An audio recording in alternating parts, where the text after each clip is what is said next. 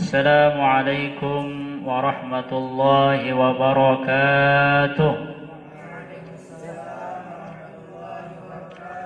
الحمد لله رب العالمين حمدا يوافي نعمه ويكافئ مزيده.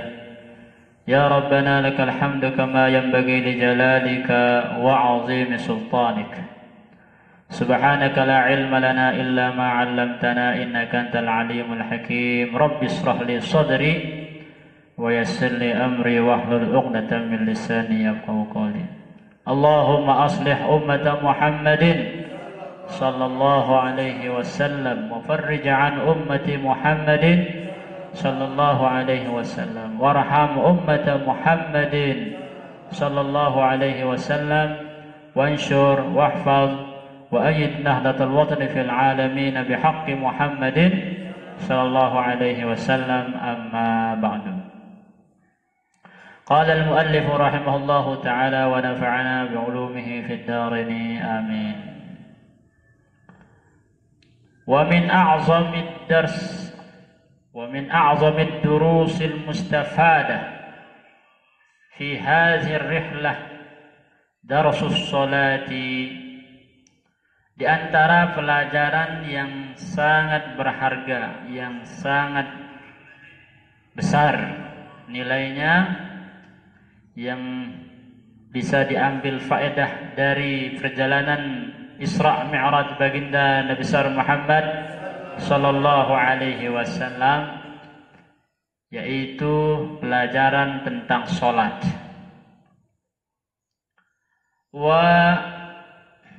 Baina fardiyatis salati wa mu'jizatil Isra'i wal Mi'raj.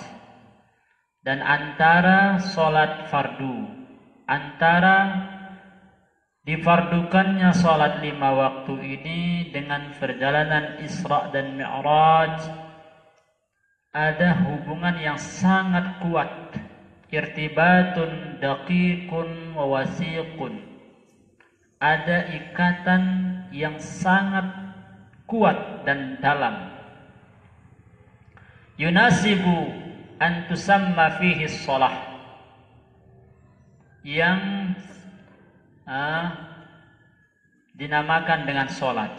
Jadi hubungan antara perjalanan baginda besar Muhammad sallallahu alaihi wasallam dengan difardukannya salat 5 waktu ini, ya, yaitu ada dinamakan dengan al-mi'raj ar-ruhi. Salat itu dinamakan dengan mi'rajur ruhi. Mi'raj ar-ruh, yaitu mi'rajnya ruh kita, jiwa ruh kita kepada Allah Subhanahu wa ta'ala. Fa iza kana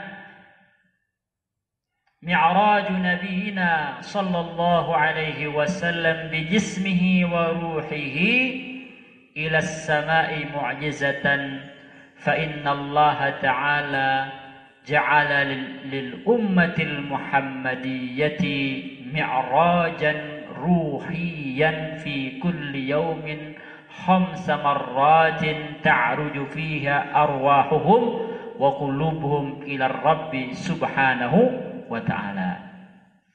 Dan jika Allah telah memberikan kemuliaan kepada baginda Nabi besar Muhammad sallallahu alaihi wasallam berupa mi'raj, naik ke langit dengan ruh dan jasad beliau langsung, maka Allah Subhanahu wa ta'ala memberikan kemuliaan kepada umat baginda besar Muhammad sallallahu alaihi wasallam untuk Isra Mi'raj dengan apa? Dengan Isra Mi'raj dengan apa? Mi'raj dengan ruh, ya, dengan hati dan ruh kita. Setiap hari itu berapa kali? Yaitu 5 kali dalam sehari. Jadi kita itu sholat bukan sekedar sujud ruku begitu saja, ya. Tetapi kita itu ibaratnya seperti mi'raj. Seolah-olah kita itu naik ke langit. Dengan apa? Dengan menghadap Allah Subhanahu wa taala dengan ruh dan hati kita itu. Ya, fi kulli yaumin 5 marrat. Setiap hari itu 5. Kemudian kita lanjutkan ada apa yang disampaikan oleh Sayyid Muhammad bin Alawi Al-Bas Al-Maliki rahimallahu taala wa ardhah. Yuhaqqiquna bihi at-tarafu' an ahwa'ihim wa syahwatihim. Mereka mewujudkan ya bagaimana mengangkat diri mereka daripada hawa nafsu mereka. Manusia beribadah dengan salatnya itu seolah-olah dia mengangkat jiwa ruhnya itu daripada genggaman hawa nafsunya. Bagaimana genggaman hawa nafsu mengekang leher manusia sehingga dia tidak mampu melawannya, menyebabkan mereka meninggalkan salat. Bagaimana hawa nafsu mereka bermain bola contohnya, sehingga waktu mereka terabaikan. Bagaimana syahwat mereka kepada harta dunia sehingga melalaikan dia daripada salat. Nah, ini hakikat daripada salat itu adalah at-taraffu', mengangkat jiwa kita an ahwa, daripada hawa nafsu, wasyahawat dan syahwat. Wa yashhaduna bihi min 'azamatillahi wa qudratih, dan mereka menyaksikan akan keagungan Allah Subhanahu wa taala dan kekuasaannya, wa wahdaniyatihi dan keesaannya, ma yadfa'uhum ila as-siyadah 'ala al-ardi wa 'ala an tariqi isti'bad wal qahri wal ghalabah, dan kemudian menyelamatkan mereka daripada penghambaan mereka kepada dunia, penghambaan mereka kepada manusia. Ya. Jadi itulah hakikat daripada salat itu. Salat itu adalah membebaskan kita daripada penghambaan diri kepada dunia, manusia, nafsu, syahwat dan sebagainya. Maka diibaratkanlah salat itu dengan mi'rajur ruh. Mi'raj ar-ruh, yaitu mi'raj dengan ruh kita, mi'raj dengan ruh kita. Naam. Kemudian beliau menyampaikan falaisatis salatu taqusan wala harakatin aliyatan la ya'qilu laha ma'na wa innama hiya madrasatun turabbil mu'minina ala أنبل معاني الخير والحب والفضيلة في زحمة الحياة وصحبها وشرورها. Jadi salat itu hakikatnya adalah madrasah. Kalau kita ya setiap hari datang ke madrasah untuk belajar, menuntut ilmu, maka salat itu merupakan madrasah di mana kita dididik menjadi hamba yang betul-betul memahami hakikat diri kita sebagai hamba Allah Subhanahu wa taala. Jadi ketika orang salat itu sudah tidak ada lagi perbedaan antara presiden dengan orang biasa, semua sujud kepada Allah Subhanahu wa taala. Di hadapan Allah tidak ada orang yang berbeda pangkat, berbeda jabatan, pangkat sosial, kedudukan, tingkatan, ya, tidak ada perbedaan. Ketika orang sudah masuk masjid, siapa yang lebih dahulu masuk masjid, ya, paling pertama masuk dialah yang menempati saf pertama, ya, yang terlambat datang menempati saf yang terakhir. Kemudian di saat mereka sujud ruku, semua rata. Tidak ada perbedaan antara si A dengan si B, antara si kaya dan si miskin, antara orang yang besar maupun yang kecil. Semuanya rata di saat mereka sujud. Nah, wassalatu a'zamu a'malil Islam. Kemudian beliau menyampaikan bahwa salat ini merupakan amaliyah dalam Islam yang paling utama. Man hafaza 'alaiha sa'ida warabih. Siapa yang memelihara salatnya maka dia akan bahagia dan akan beruntung. Wa man adha'aha syaqiya wa khasara. Dan siapa yang melalaikan salatnya, meninggalkan salatnya, dia akan rugi dan akan sengsara. Sengsara di dunia dan sengsara di akhirat. Maka jangan sampai meninggalkan salat. Apalagi alasannya misalnya corona misalnya, kemudian nggak sholat, wah semakin parah lagi coronanya nanti kalau meninggalkan sholat. Itu bahaya itu. Ya, di saat kita menghadapi wabah penyakit seperti corona ini ya harus kita rajin-rajin sholat, rajin-rajin ibadah, rajin-rajin berdoa, bukan meninggalkan sholat. Bertobat kepada Allah Subhanahu Wa Taala. Agar kita menjadi orang-orang yang beruntung. Faradahallahu ta'ala ala ibadil mu'minin litakuna silatan bihadratihi wa tazkiran bi'azamatihi. Allah Subhanahu wa ta'ala mewajibkan salat ini kepada hamba-hambanya yang beriman agar menjadi silah, penghubung, ya. Penghubung kepadanya dan mengingatkan akan kebesaran Allah Subhanahu wa ta'ala. Wa syukran ala ni'matih wa syukran lahu ala ni'matih, dan untuk mensyukuri nikmat Allah Subhanahu wa taala.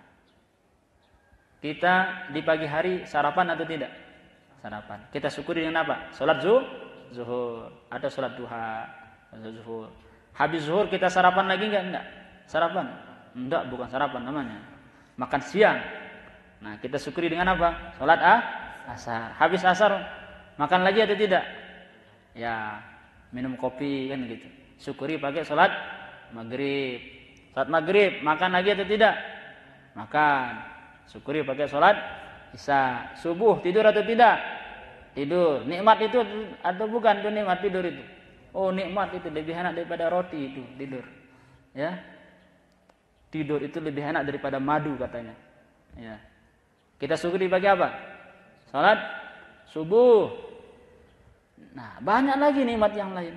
Jadi salat itu adalah cara kita untuk bersyukur kepada Allah Subhanahu wa taala. Wa syukran lahu ala ni'matih. Dan sebagai sarana kita untuk bersyukur kepada Allah atas segala nikmatnya. Walizalika kanat asasal fauzi was sa'adah. Oleh karena itu, salat itu merupakan dasar orang mendapatkan kelulusan dan kebahagiaan di dunia wal akhirah, di dunia maupun di akhirat. Faqala sallallahu alaihi wasallam, Rasulullah sallallahu alaihi wasallam bersabda, awwalu ma yuhasabu bihil 'abdu yaumal qiyamati as-shalah. Ya. Awal utama yang paling pertama akan dihisab, diperhitungkan ya bagi hamba itu adalah salatnya. Nanti di hari kiamat akan ditimbang amalnya itu. Akan ditanyakan dia, apa yang pernah kamu lakukan di dunia tentang ibadahmu. Nah, ibadah yang paling pertama, amal manusia yang paling pertama ditanyakan itu apanya? Salatnya. Fa in salahat salaha sa'iru amali, fa in saluhat salaha sa'iru amali. Apabila salatnya itu baik, maka seluruh amalnya yang lain itu bagus hasilnya. Wa in fasadat fasada sa'iru amali, jika amaliyah ibadah salatnya itu rusak, banyak yang ditinggalkan, banyak yang dilakukan tanpa menyempurnakan rukun wajibnya, banyak yang dia tinggalkan atau yang dia lalaikan salat di akhir waktu. Nah, ini yang menyebabkan seluruh pahala ibadahnya yang lain itu tidak ada gunanya. Jadi ukuran orang itu beruntung di dunia maupun di akhirat itu adalah salat. Apabila salatnya bagus, insyaallah kegiatan, insyaallah rencana hidupnya, apa yang dia rencanakan itu akan berhasil. Ya. Cara kita memohon pertolongan kepada Allah dengan salat juga. Ya ayyuhalladzina amanu ista'inu bis-sabri was-shalah.